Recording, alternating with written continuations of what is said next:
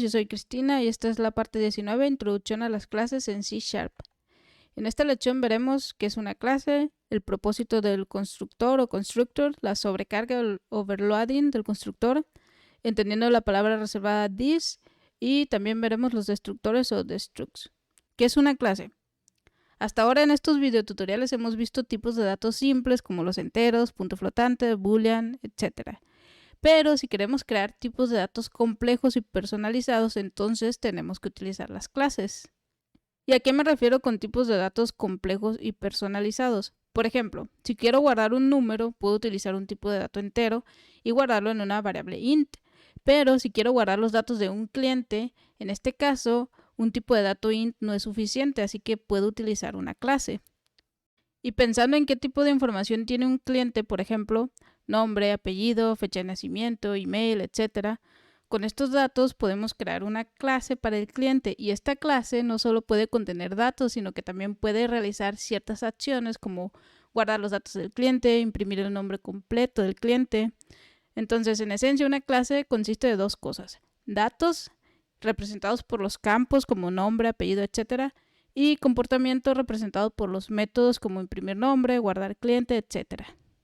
Entonces, una clase tiene un estado y también tiene un comportamiento. El estado de la clase no es otra cosa que los datos y el comportamiento no es otra cosa que de qué es capaz la clase o qué puede hacer la clase. Por ejemplo, si la clase puede guardar los datos del cliente en una base de datos, esto sería un comportamiento. Muy bien, veamos un ejemplo, lo cual nos dará un panorama mejor sobre estos conceptos. Ok, ¿cómo creamos una clase? Para crear una clase, tendremos que utilizar la palabra reservada class seguida del nombre de la clase. Entonces, vamos a poner class y enseguida el nombre de la clase, que va a ser cliente. Y sabemos que el cliente va a tener un nombre y un apellido. Entonces, agrego string-nombre y string-apellido. Estos dos campos representan el estado de la clase, o sea, los datos de la clase. Entonces, para inicializar estos campos podemos hacerlo mediante el constructor de la clase. ¿Y cómo creamos el constructor de la clase? Pues el constructor es como un método, pero que se llama igual que la clase. Entonces voy a empezar a escribir aquí public. Este es un modificador de acceso. Hablaremos de modificadores de acceso a detalle en próximas lecciones. Entonces este constructor será público y después ponemos el nombre, que debe ser el nombre de la clase, cliente. ¿Y cuál es el propósito de los constructores? Pues básicamente nos sirven para inicializar los campos de una clase.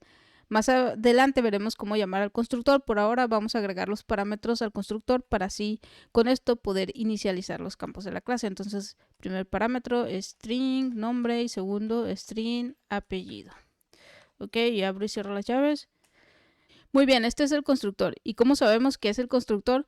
Pues porque es un método que tiene el mismo nombre que la clase, que no retorna ningún valor, o sea, tiene el mismo nombre que la clase, no retorna ningún valor aquí, no tiene void, ni int, ni ningún tipo de retorno. Como vimos, los métodos pueden retornar tipos de datos int, float, tuplas, etc. o retornar void para indicar que no va a tener un return o que no va a regresar ningún tipo de dato. En el caso de los constructores no tienen ningún tipo de retorno ni tampoco la palabra reservada void. Entonces, la forma de identificar cuál es el constructor de una clase es un método que se llama igual que la clase y que no tiene nada de retorno, ni siquiera void. Pero igual que un método, un constructor puede recibir parámetros. Entonces, le estamos pasando dos parámetros a este constructor, nombre y apellido. Ya que el constructor recibe los parámetros para inicializar los campos de la clase, lo único que debemos hacer es pasar a esos valores los campos. Entonces, quedaría así, guión bajo, nombre, va a ser igual a nombre. Y acá, guión bajo, apellido, va a ser igual a apellido. Entonces, con esto ya tenemos un constructor que recibe dos parámetros. Estos dos parámetros se están utilizando para inicializar estas dos variables que están aquí. Podemos hacer referencia al campo de la clase utilizando el nombre, guión bajo nombre, como se ve aquí. O también podemos hacerlo de la siguiente manera, haciendo uso de la palabra reservada this. Entonces, lo ponemos así, this, punto, y el nombre del campo. ¿Y qué hacemos? Pues this hace referencia a la instancia de esta clase y con esto tiene acceso a todos los miembros de la clase. Entonces, si vemos, por ejemplo, si pongo this punto, el IntelliSense me muestra cuáles son los miembros de esta clase. En este caso, pues están estos dos campos, que es el campo apellido y el campo nombre. Bien, entonces podemos hacer uso de los campos o poner la palabra reservada this para hacer referencia a la instancia de la clase y así tener acceso a los campos de la clase. Básicamente el constructor está recibiendo dos parámetros y estos dos parámetros los estamos pasando a estos dos campos para inicializarlos. Y todo esto va a pasar cuando creemos la instancia de la clase. Esto lo veremos un poco más adelante. Ok, hasta ahora en la clase cliente tenemos dos campos y un constructor para inicializar estos dos campos. Entonces podríamos decir que esta clase cliente de momento tiene un estado representado por sus campos. Digamos que quiero agregar un comportamiento a esta clase, o sea, la clase debe ser capaz de hacer algo. Por ejemplo, quiero que esta clase pueda imprimir el nombre completo del cliente. Entonces, para hacer esto, escribamos una función. La voy a escribir aquí. Public void, porque no va a regresar nada. Imprimir nombre completo. Entonces, tenemos un método llamado imprimir nombre completo que tiene void como retorno, así que sabemos que no regresa ningún tipo de dato. Aparte, no tiene nada entre los paréntesis, así que no recibe ningún parámetro. Entonces, ¿qué va a hacer este método? Como el nombre lo indica, va a imprimir el nombre completo del cliente. Entonces, vamos a agregar el código para esto y va a ser console.writeLine y voy a usar string interpolation, entonces el signo de peso. Y luego voy a poner aquí nombre completo igual. Y entre llaves voy a poner el primer campo que va a ser guión bajo nombre. Después un espacio. Y otra vez entre llaves voy a poner otro campo que va a ser guión bajo apellido. De igual manera en este método podemos utilizar los campos así directamente o podemos utilizar la palabra reservada this para saber que nos referimos a los miembros de la clase. Como sabemos, this hace referencia a la instancia de la clase, o sea, de esta clase, cliente. Entonces también podemos tener aquí this punto, el nombre, y acá también this punto y el apellido. Si vemos ahora la clase cliente, tenemos dos campos, un constructor y un método. O sea, tenemos estos dos campos, tenemos este constructor que recibe dos parámetros y inicializa las variables nombre y apellido, o sea, estos dos campos. Y también tenemos un método imprimir, el cual hace uso de estas mismas variables. Además de esto, una clase también puede tener destructores o destructors, y los destructores tendrán el mismo nombre de la clase, pero no reciben parámetros ni tampoco pueden tener un tipo de retorno. Y además tienen la tilde de la ñ al inicio. Entonces veamos cómo crear un destructor. Entonces aquí al final voy a poner la tilde de la ñ y luego el mismo nombre de la clase, que es cliente. Abro y cierro paréntesis porque no recibe ningún parámetro y abro y cierro llaves. Entonces con esto ya tenemos el destructor de la clase cliente. Normalmente una clase no requiere de un destructor, pero algunas veces cuando tenemos muchos objetos que digamos pueden llegar a consumir muchos recursos, podemos poner un destructor para limpiar estos recursos. ¿Y cómo los limpiamos? Pues como nombre lo indica, digamos destruyendo entre comillas, o cómo puedes destruir o limpiar un objeto de memoria, pues hay varias formas. Una de ellas, la más simple, es inicializándolo a null o a vacío. Bien, entonces un destructor puede ser muy útil para limpiar recursos cuando el ciclo de vida de una clase termine. Toda la información y cosas que quedan en la memoria de la clase pueden ser limpiadas dentro del destructor. En el caso de un destructor no necesitamos llamarlo, sino que el destructor va a ser llamado automáticamente por el garbage collector cuando el garbage collector intente limpiar objetos de la memoria. Bueno, entonces hablaremos de destructores y el garbage collector a detalle en próximas lecciones. Por ahora solo hay que entender que el destructor tendrá el mismo nombre de la clase, no tiene parámetros ni valor de retorno y tiene al inicio la tilde de la ñ. Y son utilizados para limpiar cualquier recurso de la clase que queda almacenado en la memoria durante el ciclo de vida. O sea, ya cuando termine el ciclo de vida de la clase, cuando ya se deje de ser utilizarla, el garbage collector automáticamente va a llamar al destructor y pues dentro del destructor deberíamos de poner todas las llamadas para que se limpien todos los recursos o todos los objetos que no queremos que se queden ahí en memoria. Bien, entonces dentro de aquí del destructor que va a ir, pues el código para limpiar los recursos consumidos por esta clase. Muy bien, ahora si quiero utilizar esta clase cliente, lo podemos hacer dentro del método main. Entonces vamos a crear la instancia para esta clase. Aquí, entonces va a ser cliente y el objeto se va a llamar cliente 1 igual a new cliente. Y cuando abro el paréntesis aquí, veamos que el IntelliSense me está diciendo que esta clase requiere dos parámetros, un string que va a ser el nombre y otro string que va a ser el apellido.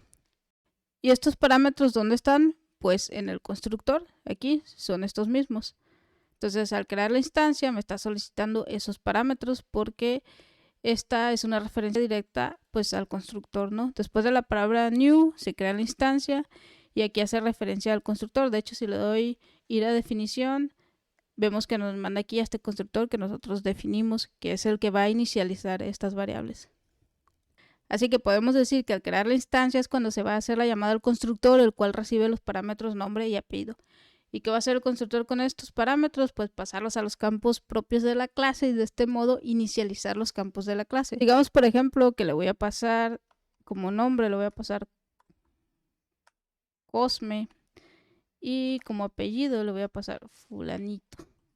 Entonces, ya está. Estamos creando una instancia de la clase cliente, la instancia o el objeto se llama cliente 1 y le estamos pasando como parámetros al constructor Cosme como nombre y fulanito como apellido.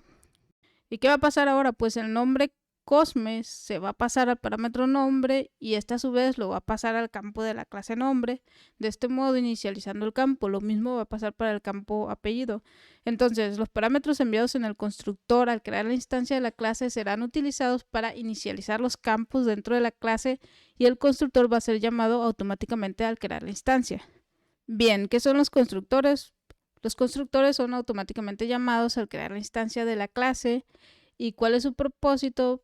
En el ejemplo que tenemos, aquí el propósito del constructor es inicializar los campos guión bajo nombre y guión bajo apellido. Y si queremos mostrar el nombre completo del cliente, podemos llamar al método imprimir nombre completo.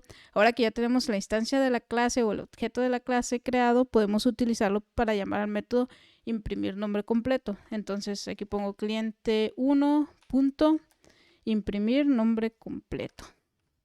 Entonces, en esta instancia cliente 1, el estado de los campos nombre y apellido va a ser lo que le estemos pasando aquí en el constructor. Entonces, al llamar al método imprimir nombre completo, este nos va a mostrar el estado actual de la clase, el cual es que nombre es igual a Cosme y apellido es igual a fulanito. Así que el constructor nos está asegurando que las variables guión bajo nombre y guión bajo apellido tendrán un valor.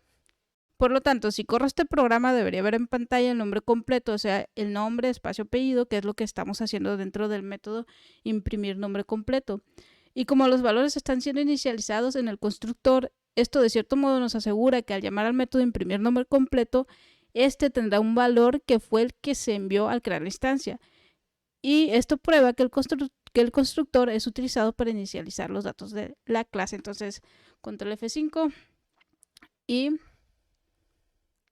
vemos aquí que sí, el nombre completo es igual a Cosme, espacio, fulanito. ¿Por qué? Pues porque le pasamos aquí a la clase en el constructor esos valores. Estos valores fueron utilizados para inicializar estos campos y después llamados al método imprimir nombre completo. Y ese método está haciendo uso de esos mismos campos que ya tienen los valores que fueron pasados aquí en el constructor. Muy bien, ahora, ¿es obligatorio que debamos crear un constructor para la clase? No necesariamente. Por ejemplo, vamos a comentar el constructor que hay aquí. Entonces voy a poner aquí, diagonal asterisco, asterisco diagonal. Con esto ya comento toda esta sección de código. Y obviamente vamos a tener un error aquí porque le estamos pasando dos parámetros, pero aquí nos dice el error. Cliente no contiene un constructor que tome dos argumentos. Entonces, para arreglar esto, ahora debemos utilizar el constructor sin ningún parámetro. Entonces le voy a quitar esto y ya no tenemos errores. Lo que estamos viendo aquí es que si no definimos un constructor para nuestra clase, el framework de .NET genera uno automáticamente para nosotros. Y este es el constructor por defecto o default constructor. Entonces, el constructor por defecto que proporciona .NET es un constructor sin parámetros. Si vemos este código, cuando se crea la instancia y se llama al constructor por defecto, este no le asigna ningún valor a los campos nombre y apellido, entonces estos campos van a estar vacíos. Si corremos la aplicación otra vez, control F5, vemos que nombre completo es igual a nada, a vacío, porque no se están inicializando los campos. Como vemos, el nombre completo es igual a vacío, y pues al no tener un constructor creado para inicializar nuestros campos de clase, si el método imprimir nombre completo es llamado, tendremos un nombre completo vacío. Entonces el constructor por default en este caso no nos sirve de mucho porque crea un comportamiento que no queremos en nuestra clase. No queremos mostrar nombre completo igual a vacío. Entonces, si vamos al código y descomento el constructor que creamos nosotros, voy a descomentar este. En el momento que descomento este código ya tenemos un error al crear la instancia de la clase. Y si vemos el error, ahora nos dice que no se ha dado ningún argumento que corresponda al parámetro de reforma requerido nombre, o sea, que tenemos un constructor que recibe 2 argumentos y no se ha proporcionado ninguno. O sea, es el error contrario que hace rato. Lo que está pasando aquí es que una vez que nosotros creemos un constructor para la clase, el constructor default ya no será creado por el Net Framework. Muy bien, ahora digamos que queremos poder crear instancias de esta clase sin tener que pasarle los parámetros. ¿Cómo hacemos esto? Pues podemos escribir otro constructor que no tome ningún argumento. Entonces aquí puedo escribir otro constructor public cliente que no tome ningún argumento. Podemos definir el constructor vacío y después hacer que este constructor llame al otro constructor usando la palabra reservada this. Entonces, 2 puntos, this, y entre paréntesis, aquí está la llamada, porque this es referencia a esta misma clase, a la instancia de esta misma clase, y aquí este nos muestra la existencia del otro constructor. Entonces aquí podemos pasar valores por default, que puedo pasar a, no sé, proporcionó un nombre. Y puedo hacer lo mismo para el apellido, coma, no se proporcionó un apellido. Y abro y cierro las llaves. Y con esto ya tenemos otro constructor, un constructor vacío, pero que a su vez está llamando a este constructor y de este modo está inicializando con unos valores por default los 2 campos de nombre y apellido. Lo que estamos haciendo aquí es, si alguien crea una instancia de la clase y llama al constructor sin parámetros, o sea, si alguien crea una instancia de cliente sin pasarle los parámetros al constructor, ahora que tenemos 2 constructores, uno con parámetros y otro sin parámetros, se puede crear la instancia llamando al constructor que no tiene parámetros. Y si damos clic derecho en el nombre de la clase después de new y vamos a la definición, vemos que nos manda a este constructor vacío. Pero este constructor vacío a su vez llama, si lo doy aquí, y la definición, al otro constructor, a este otro. Entonces, aunque sea un constructor sin parámetros, de algún modo estamos haciendo que se creen unos parámetros o unos valores por default para esos parámetros aquí, cuando con un constructor llamamos al otro. Y ahora si corro el código, pues ya no vemos nombre completo igual a vacío, sino que vemos nombre completo igual a nombre, no se proporciona un nombre, espacio, no se proporciona un apellido, que serían los valores por default que el constructor está inicializando. Entonces, si queremos hacer que el constructor sin parámetros sea un poco más útil y asegurarnos que los campos de nuestra clase sean inicializados, podemos tener 2 constructores y desde el constructor sin parámetros llamar al otro utilizando 2 puntos, espacio this, y de este modo inicializar esos parámetros a un valor por defecto. Así, si alguien llama a los métodos que están utilizando estos campos, pues podrán ver un resultado en pantalla y no solo valores vacíos. Y por otro lado, si alguien más quiere llamar a la clase y veamos cómo crear otra instancia de la misma clase, entonces voy a crear otra instancia de la misma clase, cliente, y la instancia va a ser, o el objeto, cliente 2 igual a new cliente, y le puedo pasar parámetros aquí, digamos que le paso Homero como nombre y como apellido le voy a pasar Simpson Entonces, con esto puedo llamar a la misma clase, pero con el otro constructor. O sea, acá la estoy llamando al constructor vacío. Bueno, no llamar, más bien estoy creando la instancia de la clase. Y saben que al crear la instancia con la palabra reservada new se hace la llamada automáticamente al constructor. Entonces, este objeto cliente 1 se está inicializando llamando al constructor vacío. Y este otro objeto cliente 2 se está inicializando llamando al constructor que recibe 2 parámetros. Otra cosa que podemos ver aquí, voy a comentar esto de momento para mostrar algo. Entonces, después de new cliente, si abro el paréntesis aquí, el IntelliSense me está diciendo que este es uno de 2 constructores que tiene esta clase. Entonces, si le doy clic aquí en la flechita, me va a mostrar el segundo constructor, que es el que recibe un nombre y un apellido. Si le doy clic para arriba, pues me va a mostrar el otro. Entonces, aquí, después de poner new cliente, abro paréntesis, el IntelliSense me está mostrando qué opciones tengo para llamar al constructor de esta clase. Entonces, una es llamarlo así, sin parámetros, y otra es llamarlo y enviarle estos 2 parámetros. Ok, entonces lo voy a dejar aquí. Ya tenemos las 2 opciones, una sin parámetros, otra con parámetros.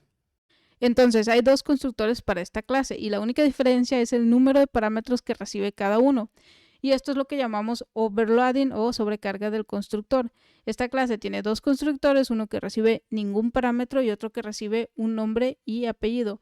Entonces, básicamente podemos sobrecargar un constructor, y la sobrecarga es tener 2 o más constructores, los cuales reciben diferente número o tipo de parámetros. Bien, entonces ya que creé la segunda instancia, cliente 2, voy a llamar a cliente 2.imprimir nombre completo y vamos a correr esto, control F5, y como vemos, el primer imprimir lo está haciendo de la clase que no recibió ningún parámetro, por lo tanto nos está mostrando los valores por default, no se proporciona un nombre, espacio, no se proporciona un apellido. Y en la segunda, como le estamos pasando de nombre a Homero y de apellido Simpson, pues está mostrando nombre completo es igual a Homero Simpson. El propósito del constructor es inicializar los campos de la clase. El constructor es llamado automáticamente cuando se crea la instancia de la clase. Los constructores no tienen valores de retorno y deben ser llamados igual que la clase. Esta es una diferencia importante entre un método de clase y un constructor, porque a simple vista un constructor se ve como un método, pero si el nombre es igual que la clase y no tiene valor de retorno, entonces es un constructor y no un método de clase. Los constructores no son obligatorios. Si no creamos un constructor para la clase, el NetFramework asignará el constructor por default, que es un constructor sin parámetros. Pero una vez que nosotros proporcionemos un constructor a la clase, el constructor default ya no será asignado por el NetFramework. Y los constructores pueden ser sobrecargados con diferente número de parámetros o tipo de parámetros. Esto significa que podemos tener varios constructores, cada uno recibiendo diferente número de parámetros o mismo número de parámetros, pero con diferentes tipos de parámetros. Esto es lo que se conoce en programación como sobrecarga o overloading. Los destructores tienen el mismo nombre que la clase con el símbolo de tilde de la ñ al inicio, y estos no reciben parámetros ni tampoco retornan valor. Dentro del destructor es donde podemos poner código para liberar recursos de memoria. Entonces, durante la ejecución del código o durante el ciclo de vida de la clase, esta pudo haber estado almacenando valores en memoria. Y estos valores pueden ser limpiados aquí en el destructor para liberar esa memoria. Hablaremos acerca de los destructores a detalle, también sobre el garbage collector o recolector de basura en próximas lecciones. Y pues esto es todo por hoy. Muchas gracias por escuchar. Para recursos adicionales recuerden visitar el sitio web pragentype.com y te deseo que tengas un excelente día.